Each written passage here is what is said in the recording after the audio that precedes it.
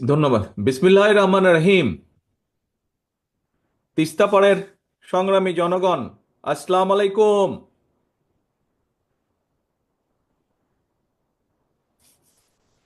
আজকে সারা বিশ্ব, পৃথিবীর সব মানুষ আজকে দেখে রাখুক, আজকে জেনে রাখুক যে উত্তরাঞ্চলের এই যে লাখো কোটি মানুষ তিস্তা নদীর পানির ন্যায্য হিস্সা থেকে আজকে বঞ্চিত, এবং এই জন্য এই কারণে মানুষগুলা আজ এখানে অধিকার, যে মানুষের যে পানির অধিকার, এই অধিকার আদায়ের দাবিতে এইসব মানুষরা আজকে জাগো বাহে তিস্তা বাঁচাও স্লোগানে গত 2 দিন ধরে আপনারা সকলে এখানে তিস্তা পাড়ে সমবেত হয়েছেন।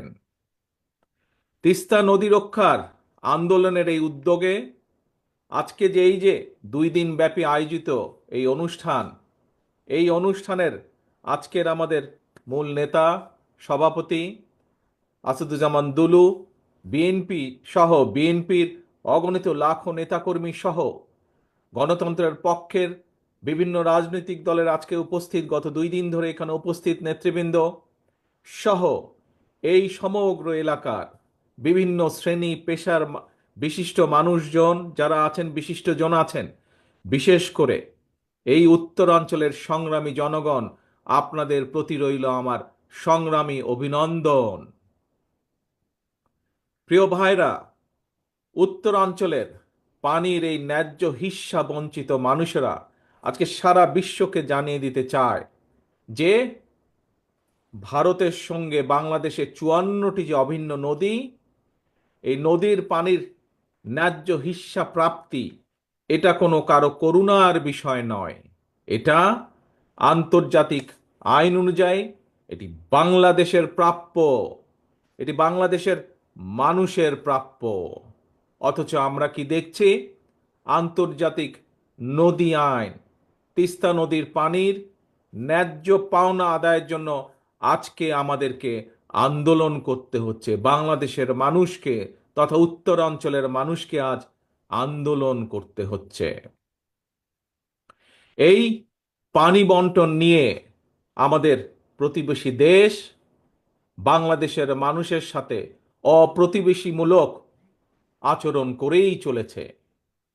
আপনাদের সকলের জানা আছে, আজকে প্রায় 50 বছর হলো ফারাক্কার অভিশাপ থেকে বাংলাদেশ মুক্তি পায় নাই। এখন আবার তিস্তা বাংলাদেশের জন্য আরেকটা অভিশাপ হিসাবে দেখা দিয়েছে। সব আন্তর্জাতিক আইন লঙ্ঘন করে আমাদের প্রতিবেশী উজানের গজলডোবায় একটা বাঁধ নির্মাণ করেছে, করে তিস্তার এই স্বাভাবিক পানি প্রবাহকে তারা নিয়ন্ত্রণ করে চলেছে। তাদের এই অপ্রতিবেশীমূলক আচরণের কারণে আজকে উত্তরাঞ্চলের লাখো কোটি জনগণ বন্যায়, খরায় দুর্বিষহ জীবন পার করছে। পানির অভাবে তিস্তার বুকে আজকে ধু ধু বালুচর। একদিকে পানির অভাবে নষ্ট হচ্ছে হাজার হাজার কোটি টাকার ফসল, আবার কখনো হঠাৎ করেই, এই দেখেন 2 দিন আগে যেমন হয়েছে, হঠাৎ করেই উজান থেকে ছেড়ে দিচ্ছে পানি, আর সেই পানির কারণে বন্যায় ভাসিয়ে দিচ্ছে সাধারণ মানুষের ঘর বাড়ি, কৃষকের আবাদি ফসল ভাসিয়ে দিচ্ছে। প্রত্যেক বছর এই বন্যার কারণে বলা যায় প্রায় সময় বন্যার কারণে এমনকি কোনো কোনো সময় বছরে 3বারও বন্যা হয়েছে এই অঞ্চলে। আর এই বন্যার জন্য প্রতি বছর তো ভাঙন তো আছেই, নদীর ভাঙন, শস্যেরও যে আর্থিক ক্ষতি হচ্ছে, প্রায় লক্ষ কোটি টাকার আর্থিক ফসলের ক্ষতি হয়। প্রিয় সংগ্রামী ভাই বোনেরা, এই যে 5ই আগস্ট চলে গেল, এই 5ই আগস্টে আমরা দেখি যে একজন পালিয়ে গিয়েছে এই দেশ থেকে, একটা খুনি এই দেশ থেকে পালিয়ে গেছে, স্বৈরাচার এই দেশ থেকে পালিয়ে গিয়েছে। এই স্বৈরাচার একটা কথা বলেছিল একবার, নিশ্চয়ই আপনাদের সকলের মনে আছে। কি সেই কথাটা? স্বৈরাচার বলেছিল, ভারতকে যা দিয়েছি সেটি তারা সারা জীবন মনে রাখবে। প্রিয় ভাই বোনেরা, এই ভারত শুধু পলাতক স্বৈরাচারকেই মনে রেখেছে, বাংলাদেশের জনগণকে তারা মনে রাখেনি। সেই জন্যই পানির যে ন্যায্য হিস্যা বঞ্চিত তিস্তাপাড়ের বিক্ষুব্ধ জনগণের মনে প্রশ্ন, পলাতক স্বৈরাচারকে ভারত যা দিয়েছে, বা পলাতক স্বৈরাচার ভারতকে যা দিয়েছে, সেই পলাতক স্বৈরাচারকে আশ্রয় দেওয়া ছাড়া ভারত কি বাংলাদেশকে আর কিছু দিয়েছে? কিচ্ছু দেয় নাই। সারা বিশ্ব জুড়ে, প্রিয় ভাই বোনেরা, সারা বিশ্ব জুড়েই কিন্তু সব প্রতিবেশী রাষ্ট্রের মধ্যেই সমস্যা সমাধান কিংবা পারস্পরিক স্বার্থ জড়িত থাকে। নিজ নিজ দেশের স্বার্থ রক্ষা করে প্রত্যেকটি দেশই কিন্তু সমস্যার সমাধানগুলো করে, সমস্যাগুলো নিরসন করে। আমরা সবাই জানি এটিই হচ্ছে কূটনৈতিক রীতি। কিন্তু এই যে খুনি স্বৈরাচার পালিয়ে গিয়েছে যে 5ই আগস্ট, আমরা দেখেছি জোর করে অবৈধভাবে ক্ষমতা দখল করে রাখতে গিয়ে নিজেকে সে তাদের সেবা দাসীতে পরিণত করেছিল। বাংলাদেশ ভারত যৌথ নদী কমিশন এবং জাতীয় নদী রক্ষা কমিশন পর্যন্ত সম্পূর্ণ অকার্যকর রেখেছিল। সারা দেশের মানুষ জানে এখনো ভারতের সঙ্গে বাংলাদেশের বিরাজমান ফারাক্কার সমস্যার সমাধান হয়নি। জনগণের, উত্তর অঞ্চলের বিশেষ করে জনগণের বহুল প্রত্যাশিত তিস্তা চুক্তিও হয় নাই। অথচ সকল আন্তর্জাতিক রীতিনীতি ভঙ্গ করে এই পলাতক স্বৈরাচার, এই খুনি স্বৈরাচার প্রতিবেশী দেশকে ট্রানজিট শিপমেন্টের বন্দর ব্যবহারের একতরফা সুবিধা দিয়ে গেছে। এইসব চুক্তিতে মিনিমাম ন্যায্যতা পর্যন্ত রক্ষা করা হয় নাই। প্রিয় ভাই বোনেরা, বাংলাদেশের মানুষ মনে করে প্রতিবেশী দেশের সঙ্গে প্রয়োজনে সকল অসম, অন্যায্য এবং একতরফা যে সকল চুক্তি, এগুলো পুনর্মূল্যায়ন কিংবা পুনর্বিবেচনা করা দরকার। প্রিয় ভাই বোনেরা, সবার সঙ্গে বন্ধুত্ব, কারো সঙ্গেই বৈরিতা নয়। আমাদের পররাষ্ট্রনীতির এটি হচ্ছে মূল স্লোগান বা মূল নীতি। কিন্তু সময়ের প্রয়োজনে সময়ের প্রয়োজনে হয়তো এই স্লোগানটি বা এই নীতিটি পুনর্বিবেচনা করা দরকার। বর্তমান বিশ্বে স্থায়ী শত্রু স্থায়ী মিত্র বলে কিছু নেই, বরং একটা দেশের সঙ্গে অপর দেশের সম্পর্ক হবে পারস্পরিক স্বার্থ রক্ষা, ন্যায্যতা এবং প্রয়োজনের ভিত্তিতে। সুতরাং সম্পর্ক রক্ষা করার ক্ষেত্রে নিজ দেশের এবং জনগণের স্বার্থ রক্ষাই হতে হবে প্রথম এবং প্রধান অগ্রাধিকার। এ কারণেই বিএনপির স্লোগান সবার আগে বাংলাদেশ। বন্ধুত্বের দোহাই দিয়ে বাংলাদেশের জনগণ আর কাঁটাতারের বেড়ায় ফেলানির ঝুলন্ত লাশ দেখতে চায় না। সীমান্তে নিরীহ বাংলাদেশিদের রক্তাক্ত মরদেহ আর বাংলাদেশের মানুষ দেখতে চায় না। প্রিয় দেশবাসী, প্রিয় তিস্তা পাড়ের ভাই বোনেরা,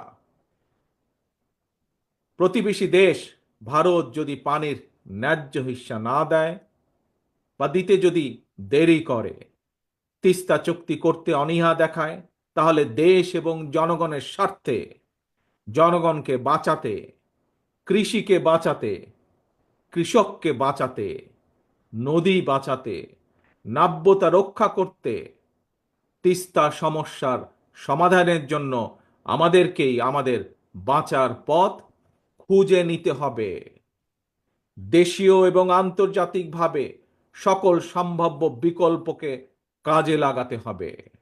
এবং এ কারণেই আমরা মনে করি পানির ন্যায্য হিস্যা আদায় করতে জাতিসংঘ সহ সংশ্লিষ্ট সকল আন্তর্জাতিক ফোরামে জোরালোভাবে বাংলাদেশের দাবি তুলে ধরতে হবে। একই সাথে প্রতিবেশী দেশের সাথেও আমাদেরকে কূটনৈতিক কাজ করতে হবে, কূটনৈতিকভাবে আলোচনা শুরু করতে হবে। আবার আন্তর্জাতিক অংশগ্রহণের উদ্যোগের অংশ হিসাবে আর সময়ক্ষেপণ না করে অবশ্যই আমরা মনে করি বাংলাদেশকে 1992 সালের ওয়াটার কনভেনশন এবং 1997 সালের জাতিসংঘ পানি প্রবাহ কনভেনশনে স্বাক্ষর করা জরুরি হয়ে পড়েছে।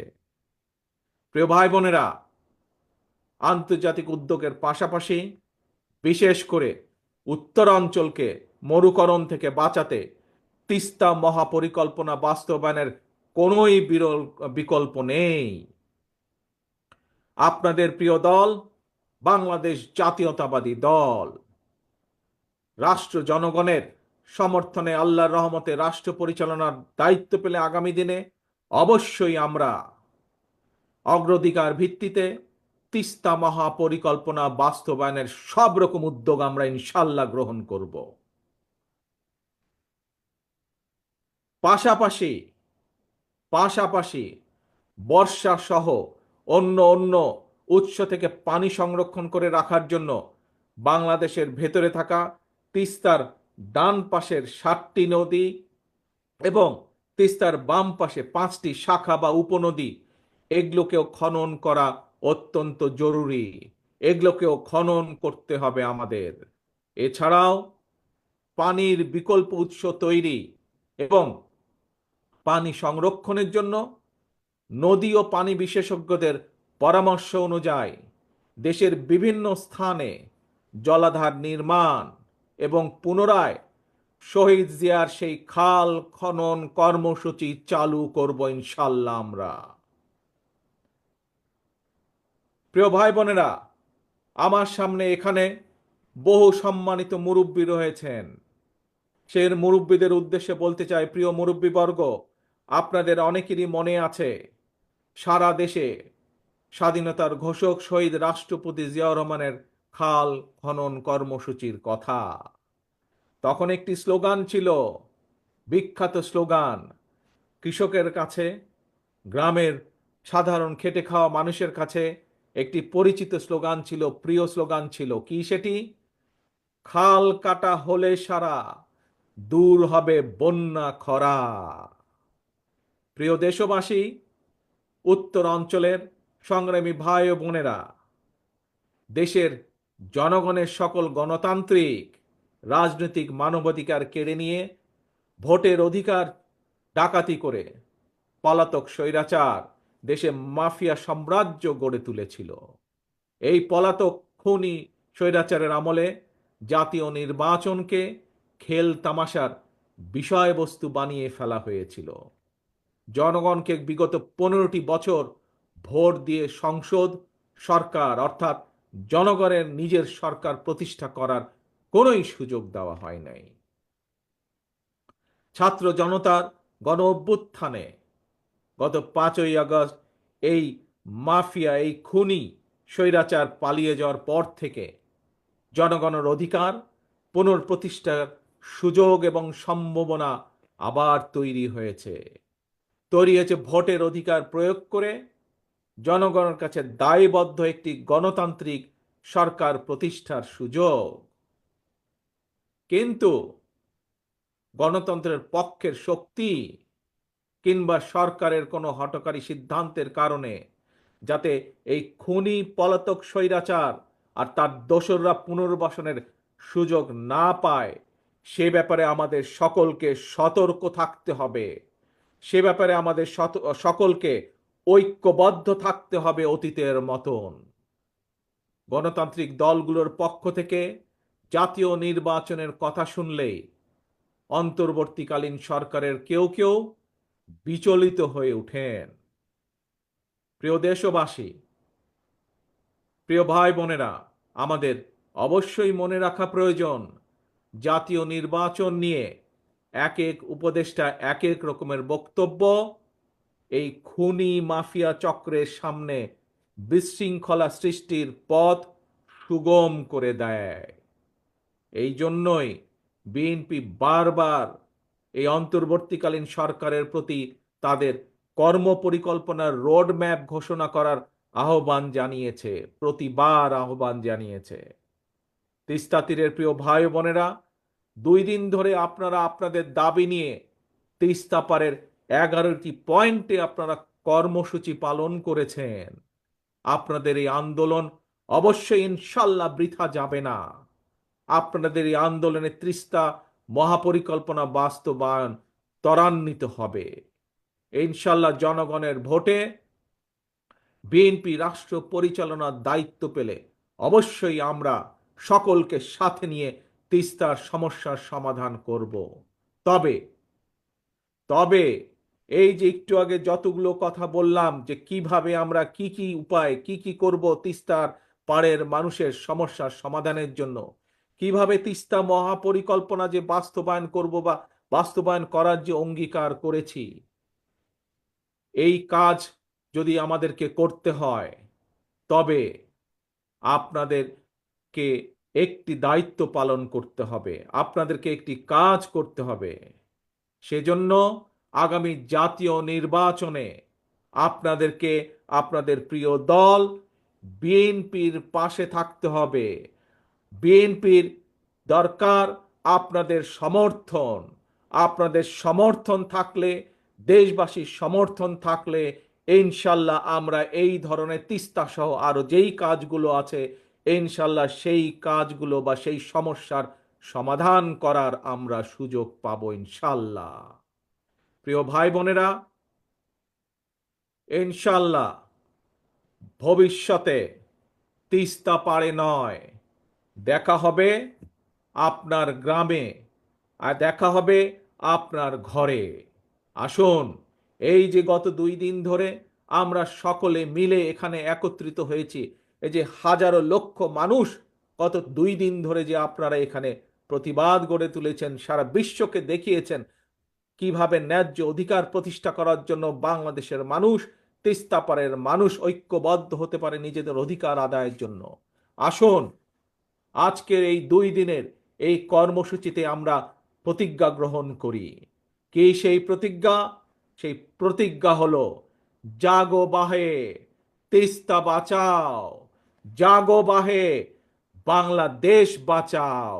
এই হোক আমাদের স্লোগান, জাগো বাহে, তিস্তা বাঁচাও, জাগো বাহে, দেশ বাঁচাও। আসুন, এই হোক আমাদের স্লোগান, এই হোক আমাদের শপথ আজকের। আল্লাহ হাফেজ। বাংলাদেশ জিন্দাবাদ। বাংলাদেশ জাতীয়তাবাদী দল জিন্দাবাদ।